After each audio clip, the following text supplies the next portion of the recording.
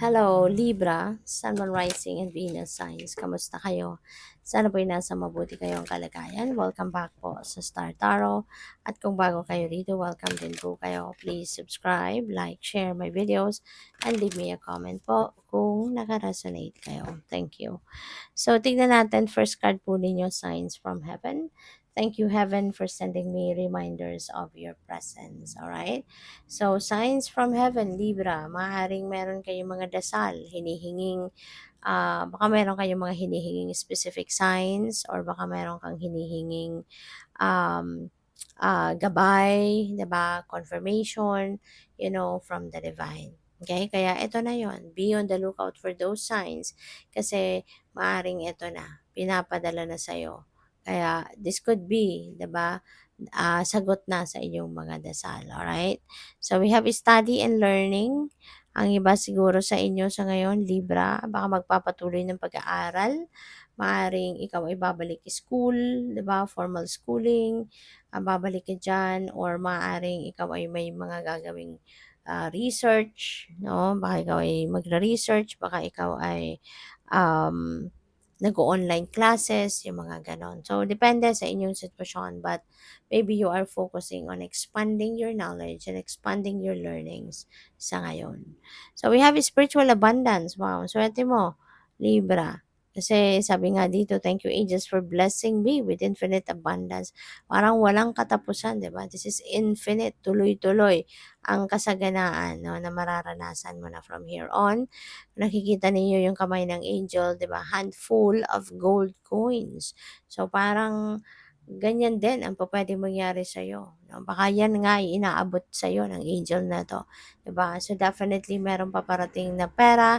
This could be unexpected income, this could be a windfall of money, yung gano'n, 'no? So depende sa inyong sitwasyon, but definitely there is, or this could be the start, 'di ba, of your infinite abundance. So ito na yung simula, 'di ba, ng pagpasok or tuloy-tuloy na pagdating or pagpasok ng mga kaperahan sa'yo. So, good luck. So, by the way, maraming salamat, no, for subscribing. And if you haven't subscribed yet, subscribe na kayo.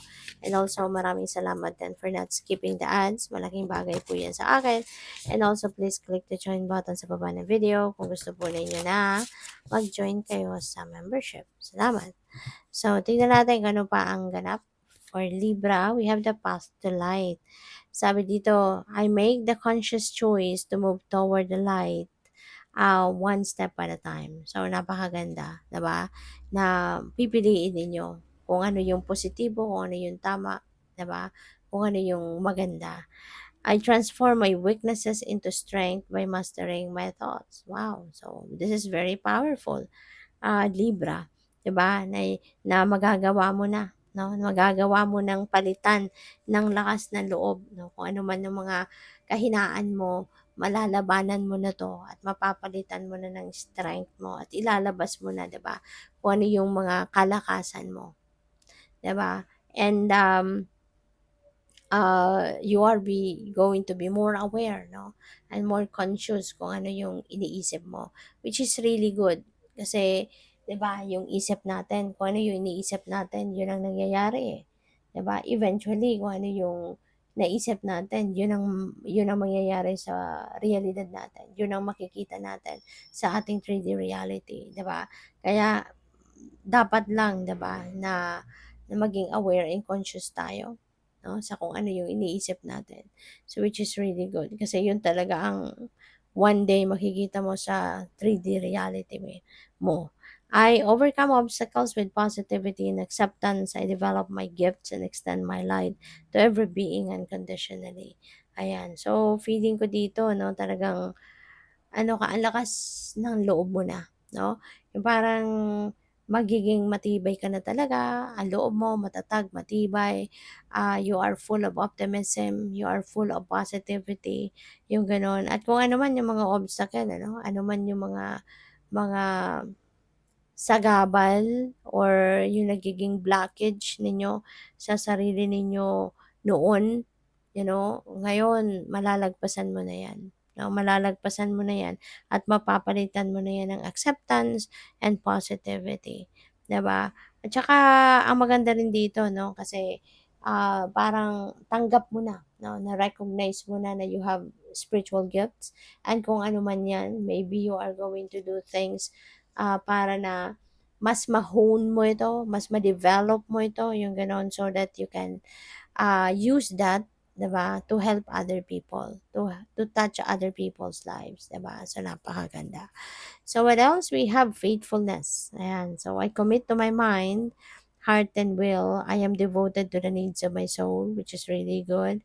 I trust in myself, in God, and the universe. So, napakagandang realization mo ito, Libra, na sa ngayon talagang papairalin mo yung inyong paniniwala, yung inyong pananampalataya, 'di ba? Sa divine universe, no? You are going to be faithful sa sarili mo, faithful sa kung ano man yung mga kakayanan mo, 'di ba? Ano yung mga nararamdaman mo at saka ang pananampalataya, no, sa divine universe nandiya diyan. So napakaganda kasi kung ano man ito, 'di ba, na kunyari mga gusto mong gawin sa buhay, 'di ba? Parang wala nang magiging sagabal dito. Wala nang makakapagpigil sa 'di ba? Kasi malakas ang loob mo, you are very optimistic sa ngayon.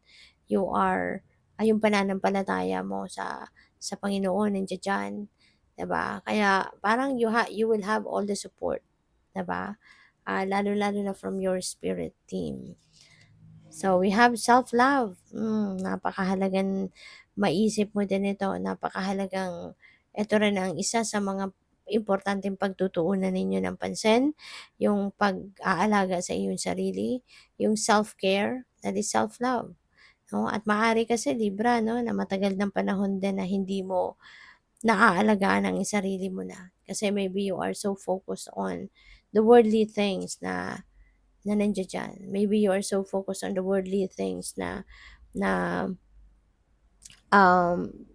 nandiya diyan ano, na pinagkakaabalahan ninyo. Kaya maaaring nakakaligtaan mo ng alagaan ang sarili mo, baka nakakaligtaan mo ng, tignan kung anong mga pangangailangan mo, yung mga gano'n, 'di ba? So, sabi dito, "I attend to my needs by listening to my heart. My inner essence lets me know what is good for me. I respect my limits. I answer the requests of my body and soul. Thus, I learn to love myself." So, napakaganda, di ba? Napakagandang realization nito na mag-tune in ka din sa sarili mo. Pakinggan mo yung puso mo. Pakinggan mo yung soul mo. Anong sinasabi nito sa'yo. 'Di ba? Kasi pinakamahalaga 'no, na alam mo, 'di ba? Alam mo kung ano yung makakapagpasaya sa soul mo, whatever it is that will make your heart sing and what will make, your soul sing. Yun ang pinakamahalaga nating ginagawa din.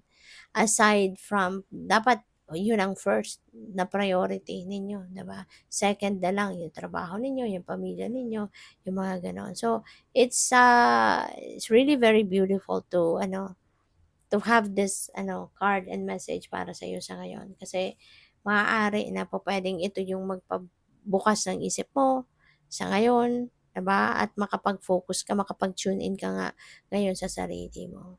Oh, so good luck sa iyo. Thank you for watching. Love and light. Namaste.